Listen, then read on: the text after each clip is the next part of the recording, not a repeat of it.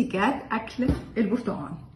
ودلوقتي يا جماعه هنتعلم مع بعض اتيكيت اكل البرتقال. لازم نتعلم ازاي ناكل البرتقال يا جماعه. انا زيكم ما كنتش اعرف ان دي اتيكيت، فاحنا هنمشي خطوه خطوه دلوقتي يا جماعه ونعرف ازاي ناكل البرتقال بطريقه الاتيكيت.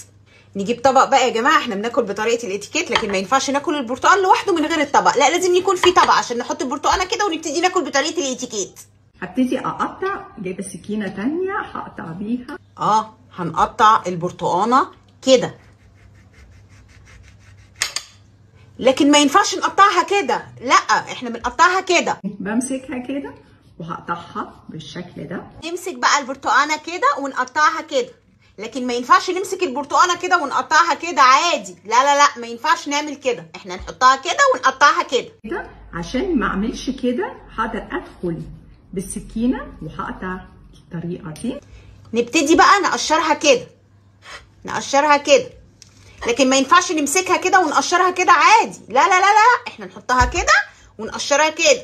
وبعد كده بنعملها بالشكل اللطيف ده، بتبقى زي الورد. بقى انهم عاملين ورده، نعمل كده اهو وكده اهو وكده اهو.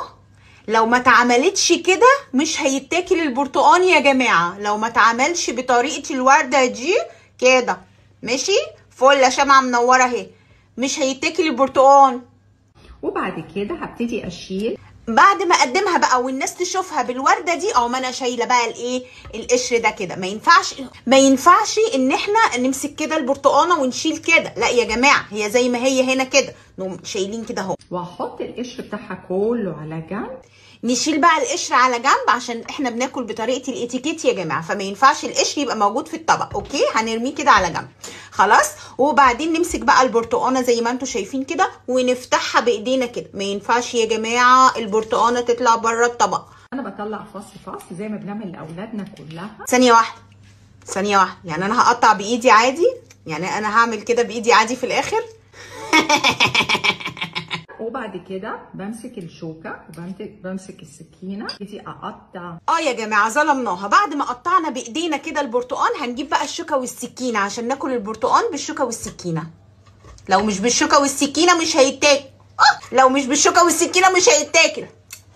العادي بتاعنا كلنا همسكها كده واكلها على قطمه. سيبنا بقى الشوكه والسكينه على جنب، وبعدين هنمسك البرتقانه كده ونقطعها بالطريقه دي كده اهو يا جماعه كده، وناكلها بايدينا كده عادي جدا مفيش اي حاجه.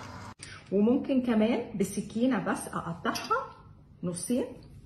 في طريقه كمان ان احنا بنمسك الفص ده كده وبعدين نقطعه نصين كده ونبتدي ناكل، لكن ما ينفعش نمسك الفص كده ناكل غير. انت عارفه ممكن اكل بايديا. يعني اقسم بالله البرتقانه اتعذبت، يعني في الاخر انا اكلت البرتقال بايديا بس. عرفتوا طريقه الاتيكيت؟